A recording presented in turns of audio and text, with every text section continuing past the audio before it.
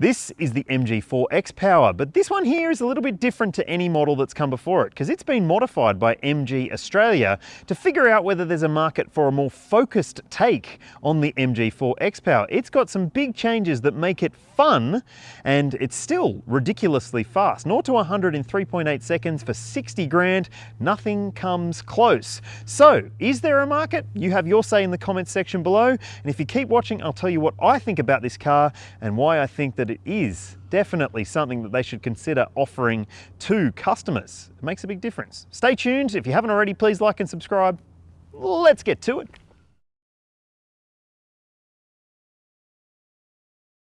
If you're thinking, well, it looks like it hunkers down a little bit more than the existing versions of the MG4, you're right, because it's got 30mm lowered H&R springs, which have an effect on the drive experience. It's also got this custom body kit, which sticks out a little bit, and like, you might love it, but I'd be careful in car parks because you don't want to bump that. It's also flowing along to the sides of the car, side sills, and there's also a rear diffuser, which I'll show you in a sec, but I want to show you these wheels first. They are 18 by 8.5 Koenig wheels, so they are flow-formed, lightweight wheels, and no brake changes, so that you still get the fake caliper covers.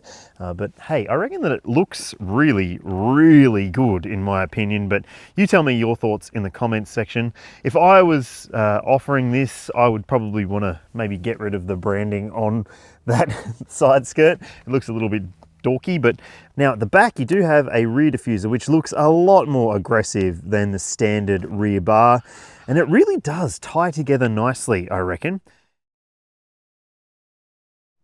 I'm not going to do a full detailed rundown of the pricing and specs of this car because, well, it's still an unknown as to whether it will be offered to the market. So look, there is no list price available for this modified version of the MG4 XPower, but you can watch my full detailed review by hitting the link in the description of the standard XPower, which is very, very well equipped. It gets things like LED lights, 18-inch wheels, heated front seats, and a heated steering wheel, climate control, and a heap of other really great features, and I reckon that it feels pretty good for 60 grand. I'd just love to know what you think a modified version like this could be marketed at. I'd love to know your thoughts. Let me know. At this price point, there is nothing that does what this car does. It is a bargain. And look, when it comes to alternatives, if you are okay with getting a sedan and you can spend a little bit more, you could go for the high-spec version of the BYD Seal.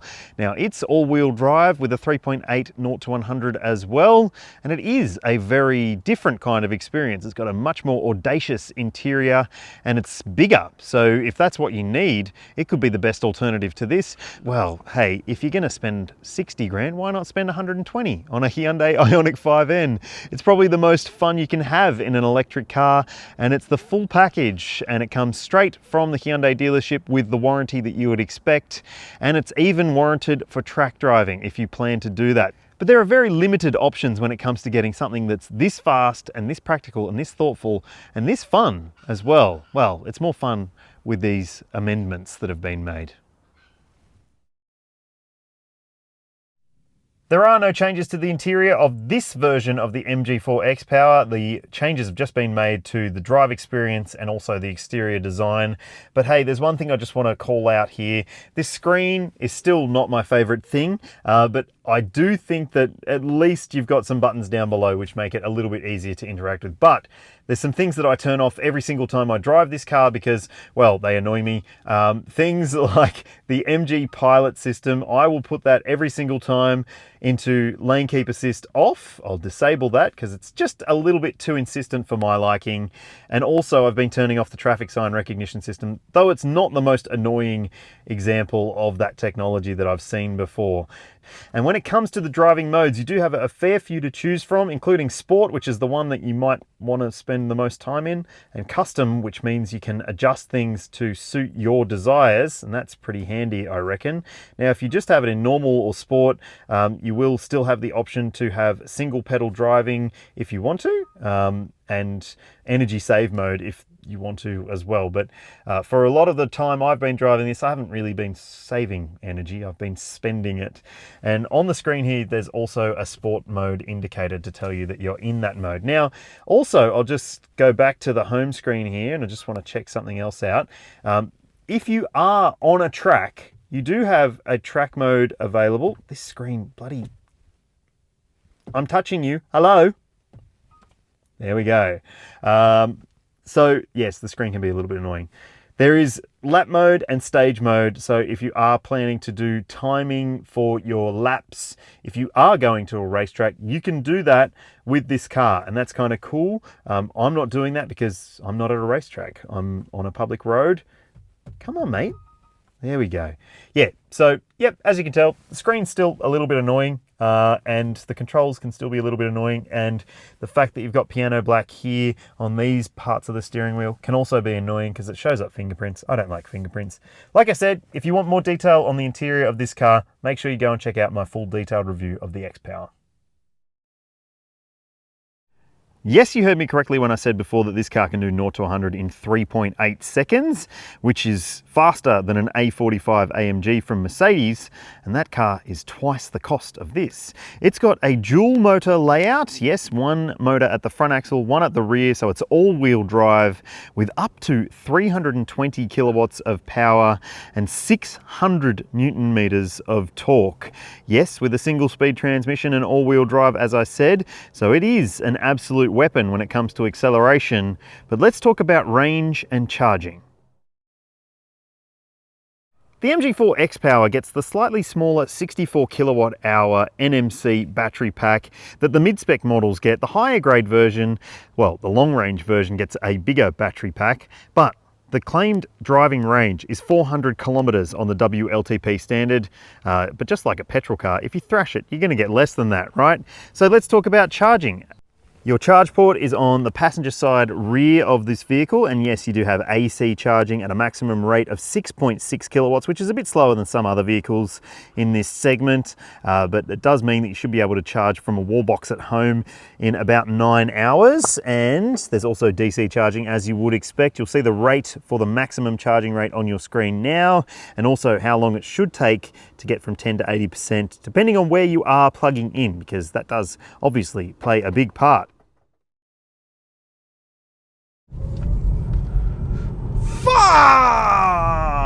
That is so fast, you guys. That is ridiculously speedy. This car is bananas. There's no doubt about that. But thankfully, with these changes that have been made, it feels more manageable in the way that it gets the power down. If you saw my previous review of the MG4 XPower, you'll know that, well, there were things that maybe could be improved. And thankfully, those things have been improved with the modifications that have been made here. Primarily, I'm talking about the suspension tune. It's just got a better contact patch with the road below. It is so fast, this car. It is ridiculously fast. And look, when you put your foot down, it's kind of mind-blowing in terms of getting the power down. Far out. It is so quick. And thankfully, it feels like it's better connected to the surface below you now as well. Right, so the existing version of the XPower was pretty firm, so let's go over my favorite bumpy street in my neighborhood to see whether this one is still livable or not. Now, I've done a couple of days of driving this car already, and I think that it is livable for the most part, but over really bumpy sections, you can actually feel quite a bit of what's happening below you. And look, it is a sporty car, and I think that it's not to the point of discomfort. It is just a little bit firmer with these H&R lowered springs, 30 millimeters lower, remember, so it does push things down a little bit, and it is a bit bumpier, but I don't think it's painful, not in any way, shape or form. And even over speed humps, yep, it's pretty well balanced, pretty well sorted, never to the point of discomfort, this car. I'm really impressed with these different springs, which just make for a really, I don't know, it's like reassuring feeling on the road surface below. It feels still very tactical and very thoughtful, but also just a little bit more comfortable than I was actually expecting it to be. I think that the steering is actually pretty good in this car. It is reasonably direct and responsive and accurate, and like, it's not the last word. It's not a Hyundai Ioniq 5N, but it doesn't cost 120 grand. So I don't think that it really matters that it isn't doing that kind of job. It's still doing a really good job and has nice, direct and pretty accurate feeling to the steering as well. Bit of a numbness, but it's not necessarily unusual for an electric steering system in a car like this to lack a bit of the intrinsic nature that you might want from a performance car. It is certainly a weapon. It is certainly an improved vehicle with these changes, in my opinion. It does feel just a bit more of a tactical thing, and I reckon that that is an important thing for an enthusiast customer like me. I'm an enthusiast. I love cars, and I love cars that do things really well. And for the most part, this car does things really well. I also love the fact that you've still got regen braking as part of this package, and there's obviously the adjustability to put it into a single pedal driving mode if you want to. I will just say though that with the brakes, well, they're not quite as grabby as I would like. For a car that's this fast, I just wish there was a bit more bite when you really need it. When you're going faster than the speed signs suggest you maybe should be, yeah, you really do need that extra braking bite that you just lack when it's serious, you know, like really serious speed. So look, for the most part in day-to-day driving, you won't even be bothered by it, I would say. It's just when you are pushing it harder than, well, maybe you should, you might notice that the brakes could just do with just a bit more grab to them. One other thing that I think could add a little bit of extra charisma or charm to this whole recipe is having some kind of soundtrack inside the car, outside the car, I don't know, but if that is something that there is potential for as part of a potential MG Australia tuning program to make this a little bit more personality rich, then maybe that would be something that could help its appeal as well. Because while it is still very, very fast, it's actually hard to judge how fast you're going at times because it's relatively silent. But otherwise, I really think that this is a pretty great thing. Like, I really, really like the way this car drives. I think it's got a great amount of usability to the power. It, you know, you can, oh, another thing I just want to say, look, you can just tootle around town. You don't need to be going full on all the time in this car. It's easy to manage the throttle response. Just be careful though, because if you put your foot down and you're in sport mode, it just jets. It is so fast. Right, so I've driven it extensively and excessively, maybe, and now I'm going to tell you about energy consumption. On your screen, you'll see the official energy consumption figure for the XPower versions of this car. And look, if you drive it sedately, you might be able to achieve that. I did a sedate driving loop, or a more normal driving loop, I guess you'd say, across a mix of different scenarios, and you'll see what I saw on your screen now. And then I took it out and did some fun driving, and yes, that number is on your screen now. Obviously a fair bit higher than the claim, but if you are going to be driving it like a bit of a hoon, then maybe you'll see similar. I reckon there's huge potential for MG to offer a tuning program for its models in Australia if this is what it's going to be like, because this is a big improvement over the standard model. Like, I like the MG4 XPower. I just like this a bit more because it feels more tied down, more focused and more fun. And I think that's the whole point of this program. So do you think it should be offered to customers? Do you reckon you'd be interested if they did offer something like this to customers? And if they did, how much should these changes cost? I'd love to know your thoughts. Hit me up in the comments and I'll pass it on to MG. Trust me, they want to know as well. Thanks for watching. My name's Matt. This channel's called The Right Car, and I'll see you in the next one.